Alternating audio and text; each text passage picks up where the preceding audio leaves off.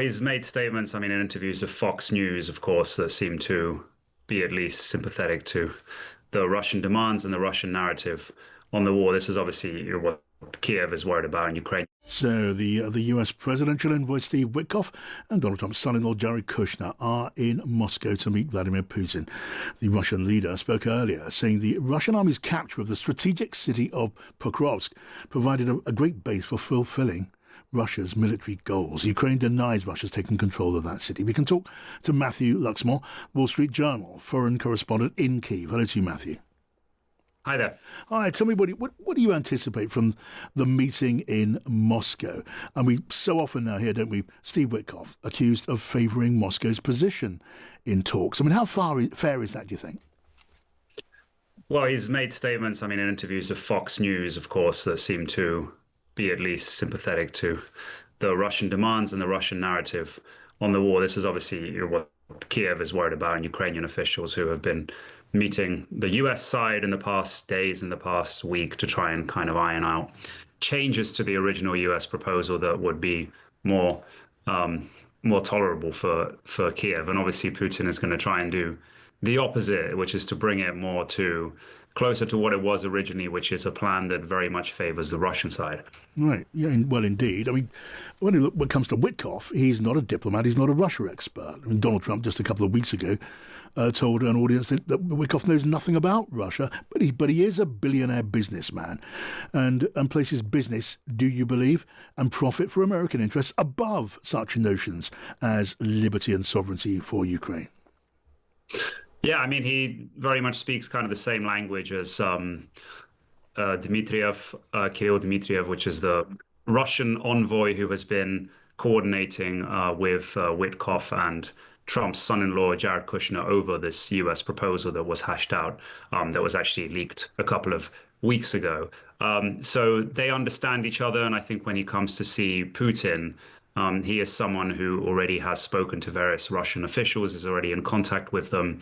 And I think that in the terms of the deals that they're discussing that may come as a result of an end to the war, Moscow and Washington very much see things along the same lines. And it's the Europeans and the Ukrainians' role, the Ukrainians with Europe's support, it's their role to try and push back against that and, get Ukraine the security guarantees that it says it so desperately needs. Is it understood in these Moscow talks that Zelensky, President Zelensky of Ukraine, couldn't hand Ukrainian territory to Russia even if he wanted to? The constitution of Ukraine and Ukrainian opinion, it simply doesn't allow that.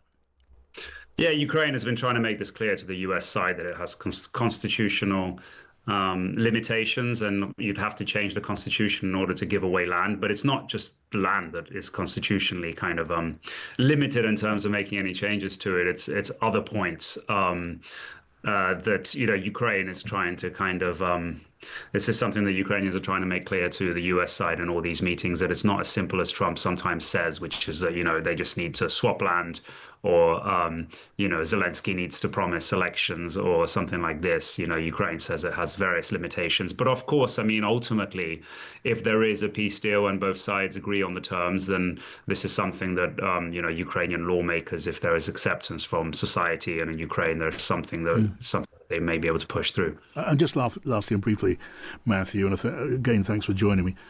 I guess the great fear on the Ukrainian side and among Ukraine's friends is that Donald Trump simply walks away. It's said that he's not especially interested in the issue of Ukraine. He could take with him, because he's done it before, help with intelligence, US intelligence support, and the support that he does give now when it comes to selling munitions for use in Ukraine. But do you think President Trump could or would do that, given the balance of opinion in America and in Congress? Yeah, I mean, this is a very difficult question. Obviously, Trump wants to solve this war. He's been talking about it all along. Officials in Kiev say that he doesn't have Ukraine's best interests at heart, and he simply wants to win the Nobel Peace Prize. Whatever the truth is, of course, Trump is seen as the only person right now who can bring those two sides together in terms of pulling intelligence assistance to Ukraine. This would be a devastating blow to Ukraine's defense operation on the battlefield the battlefield operations as well. I mean, I wouldn't want to speculate about whether he would be willing to do that over the long term. But this is obviously a big fear for Ukraine as it tries to, hold Russian forces back, and they're advancing on the front line. So it's a very perilous time for Kyiv right now. Matthew Luxmoore of the Wall Street Journal, thank you. It is with real great pleasure to introduce now on stage His Excellency, Ukrainian President Volodymyr Zelensky. Please join us. Thank you so much. Thank you for being here.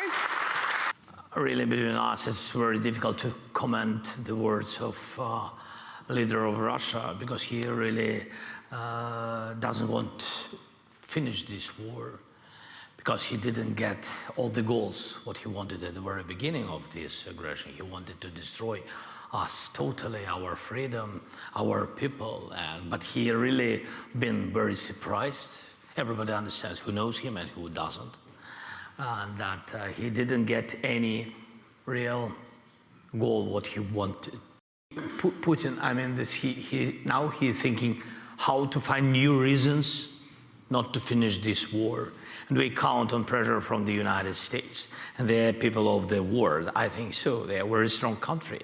And they said that we have to work on this plan, and they will pressure on both sides. Of course, we wanted them to be more on our side, but okay, mediator, then mediator.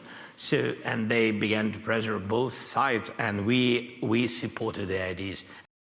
It's a little bit optimism was in my words because of some speed of negotiations, and from American side, their interest in it.